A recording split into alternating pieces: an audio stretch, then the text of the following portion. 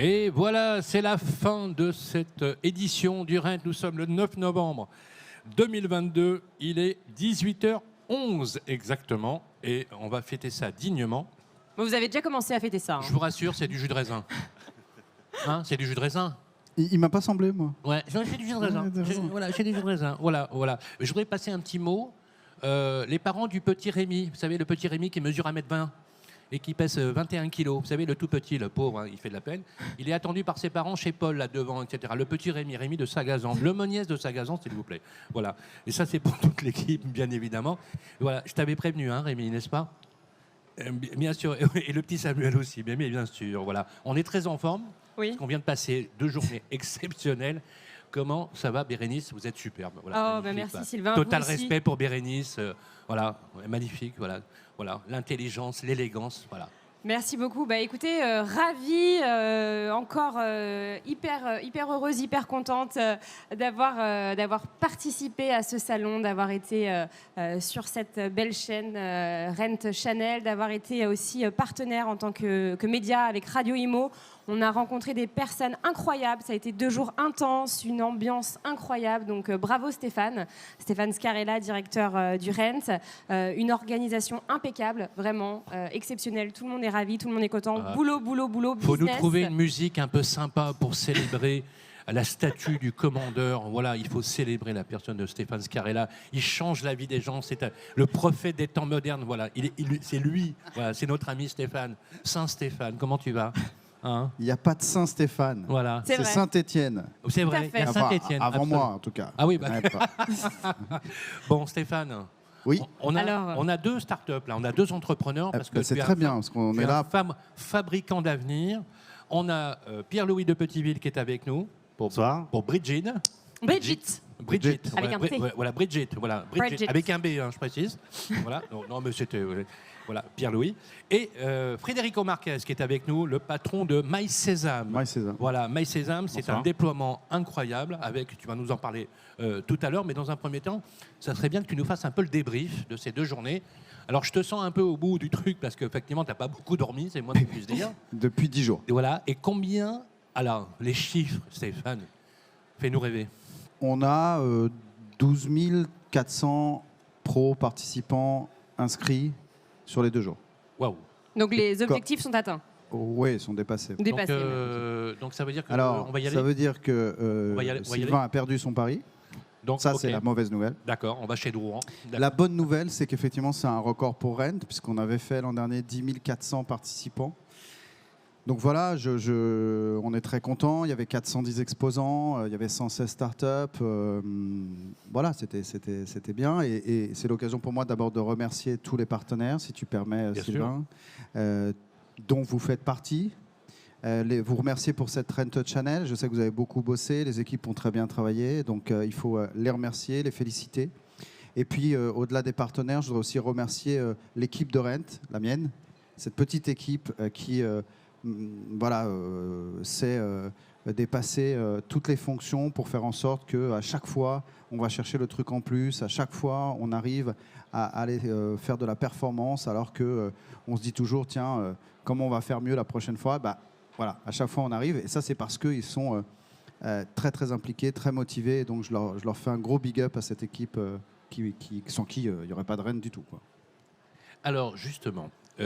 là, on a mis quand même la barre très haut. Et je voudrais quand même avoir un feedback de ceux, justement, qui développent leurs entreprises dans cet écosystème. Pour être très clair, il y avait quand même plus de 18 fonds d'investissement qui étaient là dans l'espace BIP. Oui, il y a eu plus de 100 rendez-vous entre des startups et des investisseurs en 2 jours. Sourcing, sans compter les deals. Bien sûr. Certains m'ont parlé, il y a des bien sûr, deals dans chaque etc. Donc, tous les indicateurs, contenu, deal, rencontre, networking, dans un écosystème effectivement qui est devenu unique. Moi, je vais te donner la parole à Pierre-Louis. Pierre-Louis, voilà, feedback comme ça, franchement. Nous, c'est notre première expérience, c'est notre premier salon. Et on tenait à vous remercier parce qu'on n'avait pas imaginé qu'on pourrait rencontrer autant de personnes. Ça a marché, hein? En si peu de temps. Ouais. Voilà. On a eu des gens on a vraiment fait des rendez-vous intéressants, des gens qui ne connaissaient pas notre solution, qui sont venus en tant que prospects sur un marché dont ils ont un réel besoin. et ils n'avaient pas imaginé, je pense, tomber sur nous sur ce salon. On est des petits inconnus, on est sortis de différents horizons. Moi, j'ai 2 casquettes aujourd'hui. J'ai une casquette Brigitte, mais Brigitte est née de mon expérience passée en tant qu'AMO. J'y réponds à tous nos promoteurs. Et nos promoteurs aujourd'hui ont une contrainte dans leur métier, c'est organiser des visites sur leur chantier avec tous leurs clients. Voilà. Et cette problématique, on l'a rencontrée, on a répondu à ça. Pendant des années, on a répondu au téléphone, envoyé des mails, etc. Et cette faiblesse est devenue une force. Et cette force, on est venu la transformer sur le Rent pour présenter notre outil qui permet de prendre 100 rendez-vous en 4 clics. Voilà. Bon, ça, je trouve ça remarquable. Tu vois, la preuve par l'exemple. Non, mais voilà, ce que tu viens de dire, c'est exactement ce qu'on attend, nous, organisateurs de Rent, et ce pourquoi on travaille. Ça veut dire aller sourcer toute l'année en France, à l'international, partout, des startups pour les faire venir sur Rent au tout début de l'aventure. Et les visiteurs, les industriels qui sont présents sur Rent pendant 2 jours, et c'est ce qu'ils ont dit dans le premier débriefing à chaud, c'est qu'ils souhaitent et ils savent qu'ici, ils vont pouvoir te rencontrer pour la première fois. C'est ce que tu résumais. Donc c'est exactement la ligne qui est la nôtre. Et je pense que c'est ce qui fait le succès de Rent, évidemment. C'est extrêmement clair. Il était en visiteur, puisque tu n'avais pas encore de stand cette année, mais tu as rencontré beaucoup de monde, tu connaissais déjà énormément de monde. Quelques mots sur MySésame, justement. C'est très récent, hein, c'est tout nouveau. Et en plus, c'est porté par quelqu'un qui est très connu dans le métier, puisqu'il a été président aussi du réseau Orpi France. C'est le groupe Grèche Immobilier, c'est Bernard Grèche. Hein. D'ailleurs, on lui fait un clin d'œil s'il nous écoute. On va parler de MySésame. Qu'est-ce que c'est que MySésame en quelques mots? Oui, Sylvain. Alors, avant de te parler de MySésame, je voudrais juste remercier effectivement Stéphane et ses équipes parce que je pense que le travail il est juste phénoménal. Les 2 jours sont incroyables. Et tu l'as dit un petit peu. Pour moi, ce que je ressens d'abord, c'est que c'est un vrai écosystème avec des acteurs différents, des contributeurs, des gens qui viennent se pluguer avec de la start-up, mais aussi des acteurs incontournables de l'immobilier. Et puis, pour la petite histoire, moi, je suis allé la première fois au Rent il y a, je pense, bien 6 ou 7 ans. Et à l'époque, j'étais encore chez Leroy Merlin. Donc tu vois, dans un complètement autre univers, quelque part, mais avec une vraie préoccupation autour de l'habitat. Et donc j'étais déjà venu, moi, en tant que visiteur à l'époque. C'était pas encore d'ailleurs à Porte Expo. Du coup, on voit bien l'évolution. Ce que je veux dire, c'est qu'il y a... à la Villette. Oui, exactement. C'était à la Villette. Et c'était et en quantité et en qualité, je pense qu'il y a une vraie progression très significative. Donc franchement, bravo. Et puis, bien sûr, je peux pas m'empêcher de vous embrasser aussi et de vous féliciter pour l'animation parce que c'est extrêmement important aussi de mettre en lien tous ces acteurs. Donc voilà. C'est pas moi, c'est Bérénice. Mais évidemment, je regardais Bérénice. Que d'honneur. Tout le monde regarde Bérénice. C'est dingue. Non, c'est une grande professionnelle. On est très, très heureux, pour que tu saches, Très heureux. avec Bérénice et C'était toute notre très pro. équipe, d'être ici présent, parce qu'on parlera aussi de ceux qui ne sont pas forcément visibles, qui sont en backstage, avec Toutes les équipes, j'ai vu. Bien sûr. Voilà, Une toute équipe de l'équipe- techniciens toute aussi l'équipe d'Olivier incroyable. Rioux, toute l'équipe d'Alexis Marcelin qui a œuvré, qui a travaillé hyper dur pour avoir ce rendu. Ça, c'est voilà, on les entend. On les Merci les entend. garçons. Merci, non, Voilà. mais il faut le dire Voilà. parce qu'ils C'est le travaillent c'est dur, le- ils viennent avant, c'est et le ils repartent maquillage, après c'est nous. c'est les techniciens, Ouais. c'est l'ambiance qui a régné, qui est une ambiance proactive. Comme quoi, finalement, on peut le dire, hein, franchement, la France a un incroyable talent et c'est bien d'être là. Merci. Alors, MySésame, tu Donc- as inventé un nouveau concept. Moi, je trouve que c'est hyper contemporain. Quelques mots sur MySésame, c'est quoi exactement? Alors, c'est pas que de la MySésame- conciergerie, c'est aussi du service, c'est plein de choses. Oui, je pense que c'est bien plus large qu'une conciergerie. C'est ce qui fait aussi parfois la difficulté à le qualifier. Mais tu l'as souligné, il faut rendre à César ce qui est à César. Bernard, on est effectivement quelque part le père spirituel, en tout cas. Ce qui est assez marrant pour la petite histoire et pour dire si à la fois le monde immobilier est finalement bien plus large qu'on l'imagine, c'est que à 800 km de distance, quand j'étais encore chez Leroy Merlin, je me posais à peu près les mêmes questions et je faisais le même constat, c'est que le propriétaire immobilier aujourd'hui, il est un peu livré à lui-même. Je parle là du propriétaire occupant, finalement. Puisque si on prend le constat, il y avait un certain nombre de métiers d'immobilier qui existaient, les métiers traditionnels, de la transaction. Je pourrais comparer avec la voiture, avec un constructeur. Je pourrais nous dire qu'ensuite il y a la transaction. Je pourrais nous dire qu'il y a des concessions automobiles qui vendent effectivement ce bien. Et puis il y a plus ou moins des formes de location, etc., etc. Mais quand on prend la partie où je continue à m'occuper finalement de ton bien tout au long de sa vie, qui est possible chez un concessionnaire automobile, le constat c'est que dans l'immobilier, il n'existe pas. Et qu'un propriétaire occupant, que ce soit en résidence principale ou secondaire aujourd'hui, voire des locaux professionnels, il n'y a pas de clone du propriétaire pour s'en occuper. Et donc, MySésame, en résumé, les franchisés MySésame demain, ils ont vocation à décharger le propriétaire de toutes ces contraintes, soit pour des questions de temps, Il faut savoir qu'aujourd'hui, il y a 2 tiers des Français qui expriment très clairement le fait qu'ils n'ont pas assez de temps pour s'occuper de tout sur une journée.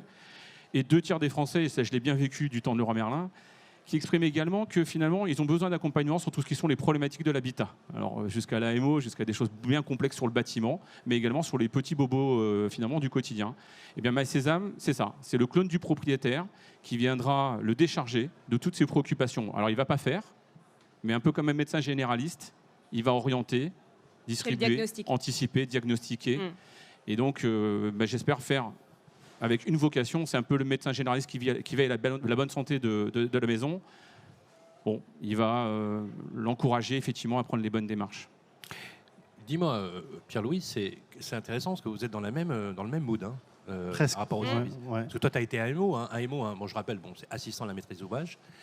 C'est quelque chose qui est important. Cette notion servicielle, cette verticale servicielle qui enrichit les métiers principaux ou les métiers pratiqués, c'est quelque chose qu'aujourd'hui qui est complètement acquis au sein de l'écosystème. Et c'est complètement indispensable. Surtout. Alors justement, quelques mots sur Brigit, justement. Alors Brigit, c'est pas de l'AMO. Non, c'est pas de l'AMO.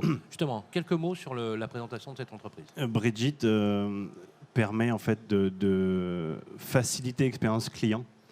On connaît tous la solution Doctolib. On passe tous par là pour prendre notre rendez-vous. C'est un basique. C'est un indispensable. Chaque client, pour lui, c'est devenu dans son quotidien. Bien sûr, ça rentre dans les Je mœurs. prends rendez-vous chez la coiffeur. Bon. Je prends rendez-vous. Enfin, bientôt, on prend un rendez-vous pour prendre le pain. On n'y est pas encore. Aujourd'hui, la difficulté de faire un planning pour 100 clients sur 15 jours, en respectant des contraintes de bâtiments, d'étages et parfois de typologie de logement, c'est un casse-tête. C'est un facilitateur, en fait, Brigit. Voilà. Brigit, à quel âge, juste 2 ans. C'est 2 ans de développement et on a immatriculé cette année et commencé à commercialiser. On a déjà plein de promoteurs qui travaillent sur notre plateforme. Quand tu dis immatriculé, ça veut dire au RCS. Ouais, alors, je ne sais plus quelle est la date. Non, parce que je me suis dit peut-être carte T, carte G, tu sais, on est sur des professions réglementées, d'accord. Immatriculé au sens de l'entreprise. C'est très récent. C'est très récent. Voilà. Les premiers indicateurs, ils sont comment? Ils sont bons? On est au feu vert, on est pied au plancher. Aujourd'hui, j'ai envie de dire qu'on n'est pas sur une croissance à 2, mais presque à 3 chiffres. D'accord. C'est jubilatoire. C'est incroyable. Hein.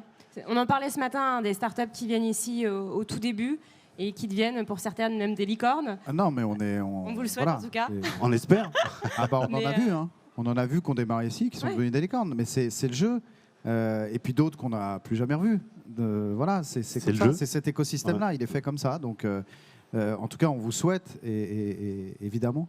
C'est vrai que c'est la dure sélection. C'est vrai que c'est la dure sélection. Faut admettre. Hein. On n'est pas au pays. On n'est pas au pays des anges. Ah non. Et on n'est pas chez Oui. Et encore plus en ces temps, on le sait, où les investissements sont difficiles. Il y a une compétition. Il y a moins d'argent en jeu. Il y a moins d'argent en circulation. Donc c'est plus compliqué pour les startups. Et c'est vrai que ce sont les meilleurs qui vont rester. Oui. Est-ce que c'est plus compliqué vraiment avec justement? Est-ce qu'il n'y a pas finalement quelque chose qui est assez salutaire dans une crise, qui crée des opportunités, qui fait qu'aujourd'hui, il y a peut-être plus de raisonnement dans les allocations d'actifs ou pas du tout, tu penses? Non, je valide que c'est... Il faut regarder les chiffres. Les chiffres, et Axeléo nous les a donnés hier. Oui. On est passé de 1 milliard à 700 millions à 500 millions en 2 trimestres de financement. Donc on voit bien qu'il y a une décroissance. En revanche, c'est sans doute plus compliqué. Moi, je pense que c'est plus sain. C'est ma vision, dans le sens où ça impose aux startups probablement de travailler davantage leur use case, de travailler davantage leur business plan, etc. Et qu'on ne lève plus aujourd'hui 10 millions d'euros avec un pitch et 3 slides. C'est ce qui a pu arriver. Ça a pu arriver en 2020-2021. Tu sais, quand tu le dis comme ça, c'est surréaliste. Mais c'est ce qui se passait. Et là où je te rejoins, Stéphane, c'est qu'en effet, il faut un business model, je pense, en béton. Maintenant, les fonds demandent avant tout de la rentabilité et pas du développement. C'est la première chose. Maintenant, ça a changé. Et là, ce que disait Pierre-Louis tout à l'heure, qui était très intéressant, c'est Brigit sont partis d'une faiblesse. Et je pense que les startups qui vont perdurer, qui vont réussir à passer cette dure période, ce sont en effet les startups qui répondent à un réel besoin, à une réelle faiblesse dans le milieu de l'immobilier. Très juste. Et qui répondent vraiment qui apportent une solution dont les professionnels, dont les acteurs immobiliers ont besoin. Et c'est elles et seulement elles qui réussiront et qui traverseront ces temps compliqués qui s'annoncent. C'est vrai, c'est très encourageant. Est-ce que sans discrétion, est-ce que tu es déjà financé, tu as déjà levé des fonds On n'a rien levé. Ouais. Donc Ça, en fait, tu fais d'abord une démonstration d'entreprise avant même de lever, quoi. C'est une belle rencontre Equality avec Jérôme, mon associé, qui était là il y a quelques minutes. Qui est reparti boire du champagne. Voilà, ça doit être ça. Jérôme, si tu es là, on t'attend. Le petit Jérôme est attendu. Voilà. Le petit Jérôme est attendu sur le plateau du Rennes Chanel. On lui a beaucoup fait, le petit Jérôme. Voilà, oui. Bon, l'ami n'est pas si petit que ça, finalement. Hein. Et on a rencontré Simon, qui malheureusement a dû partir pour des soucis médicaux. Et cette rencontre, il s'est rendu compte du temps qu'on passait au téléphone, à appeler les clients, organiser des plannings, rappeler les gens. Est-ce que vous êtes dispo? Je vous dérange, désolé. Attendez, je vous rappelle, je vous envoie un texto, renvoyez-moi un mail. Pour 3 rendez-vous, c'était l'horreur. On passait 10 heures par jour au téléphone. C'est clair. On commençait forcément nos rendez-vous à partir de 19h, on appelait, c'est parti. Il y a des campagnes téléphoniques à déranger les gens jusqu'à 21h.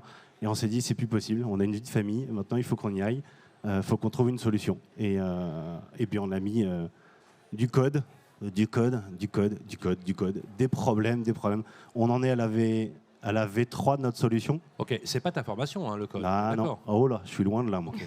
Toi, tu viens aussi de Le l'écosystème. code de la route, à la rigueur, ouais. mais non. D'accord, donc il faut aussi avoir des partenaires qui bossent, des techos, hein, comme on peut le dire, et qui... Les développeurs. Ils sont 2 derrière. Voilà. Deux développeurs, du coup. Ouais, 2 développeurs. Et qui bossent avec un peu d'ingéniosité pour avoir justement... Alors, ce que j'aimerais, c'est qu'on comprenne bien. Est-ce que la tech précède finalement la proposition de valeur, ou est-ce qu'il n'y a pas d'abord quelque chose qui est dans la formulation, tu vois ce que je veux dire, dans l'idée même du service, et que la tech vient compléter cette brique, vient compléter le service. On a célébré, d'ailleurs, on était technocentrique pendant très très longtemps, et on est devenu finalement, depuis quelques années maintenant, customer-centrique, c'est-à-dire qu'on a remis le besoin, l'usage, et quand on a été à Emo, du coup, ça te parle forcément. Oui. Voilà. C'est partie de la maîtrise de l'usage, hein, d'abord. On doit maîtriser l'usage. Voilà. Ensuite, la tech vient nous aider. En revanche, ça prend du temps. Ça prend du temps, et quand on a le besoin, consomme des moyens. Ça consomme beaucoup de moyens. Et notre expérience métier a fait qu'on a pu répondre très très vite, parce que mine de rien, 2 ans, c'est très court. Très vite à beaucoup de problématiques.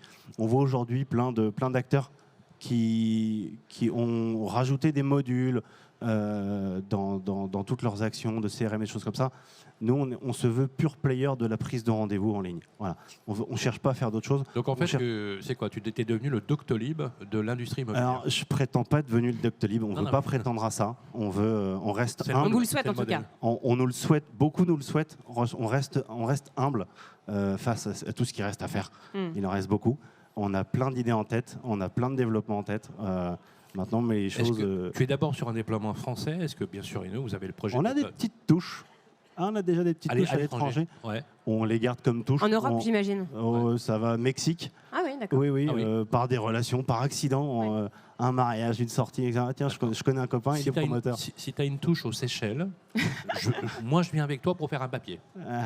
Juste, je demande à être financé pour le billet d'avion. Un Rennes aux Seychelles, ça pourrait être pas mal aussi. Mais moi, je suis prêt à me sacrifier. Vous êtes d'accord? Un Rennes aux Seychelles aussi, il faudrait organiser. Hein.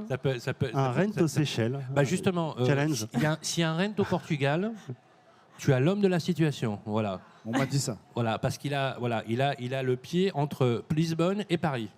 Un grand écart. Et je te confirme qu'il y a de la demande, parce que j'étais tout à l'heure avec Carlos Vignas Pereira, président de la Chambre du commerce luso-française, qui organise d'ailleurs le salon de l'immobilier du Portugal à Paris, et qui serait ravi, je suis certain, de porter cette pierre à l'édifice. Il faut absolument parler de Carlos. Je ne sais pas si tu l'as peut-être déjà rencontré, Carlos Vignas Pereira.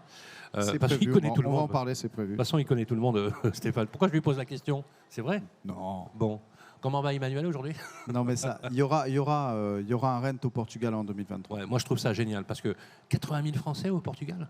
80 000 maintenant, effectivement, Français qui sont installés au Portugal, sans compter évidemment les lusos français qui, évidemment, ça sont fait encore 2% de la nombreux. population, c'est énorme. C'est juste incroyable. C'est juste incroyable. My Sésame, ça démarre, c'est opérationnel depuis avril. Oui. Les premiers contrats de franchise arrivent. C'est quoi l'idée? Voilà, My Sésame dans un an, c'est quoi? My Sésame, dans un an, au niveau national, on sera à 30 franchisés. On sera en fin d'année à 5. Donc on a démarré effectivement, comme tu l'as dit, le 13 avril. On a Ok. signé notre premier contrat à Grand Annecy au mois de mai. Et là, on est en train de signer les contrats qui suivent. Donc voilà, ça se démarre bien. On n'est pas dans le modèle start-up, on est dans un modèle plus traditionnel, mais en tout cas, ça avance plutôt très très bien. Voilà. Et puis, il y aura peut-être le Doctolib des interventions avec les âmes. Et l'entrepreneuriat. Voilà, merci, on arrive à la fin de ce journal. L'heure de se dire au revoir, de remercier tout le monde. Nous, on tenait avec Bérénice, toute l'équipe, Fabrice, Olivier, l'équipe avec Alexis Marcelin, avec Baptiste, Olivier Rioux, avec Baptiste Plouchard, dit BP, avec Jason, Théo, Pinero, avec Théo, avec David. David, toute l'équipe, mais aussi les équipes qui sont de... Et Rocco Siffredi, on me l'a dit aussi. Oui, merci Ça va Rémi, pas. ça fait plaisir à entendre. Vraiment toutes les équipes de Web Radio Audition. Et puis moi, je voudrais, si vous permettez, faire une petite mention spéciale. C'est de te remercier, toi, Bérénice. Ah. Tu as été juste remarquable. Voilà, Tout le monde a été remarquable. Beaucoup de chance de t'avoir. On a une équipe qui fonctionne super bien. Et voilà, et on tient à te remercier parce que sans toi, Stéphane, on ne serait pas là. Bien sûr. Et tu nous as beaucoup aidé à grandir. Tu nous as fait vraiment confiance. Et j'espère qu'on en a été digne. En tout cas, tu mérites très largement les applaudissements du public. Voilà, on t'applaudit. Bravo. Ouais, merci beaucoup.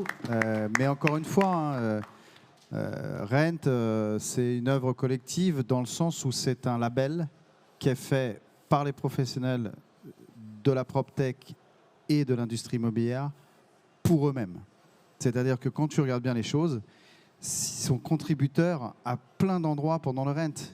Les conférences, les ateliers, les contenus, les invités sur les plateaux, etc. C'est un label qui est fait par les professionnels pour les professionnels. Donc, on est tous associés Voilà. à ces performances. On vient de me dire que ton avion pour Tel Aviv t'attend. Voilà.